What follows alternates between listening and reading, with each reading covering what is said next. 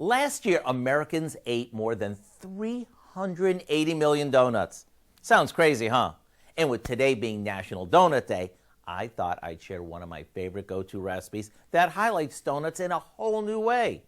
We start off by cutting a dozen glazed donuts into chunks. And if we want to save a buck or two, we can even pick up day-old ones, which are always cheaper and work just as well here.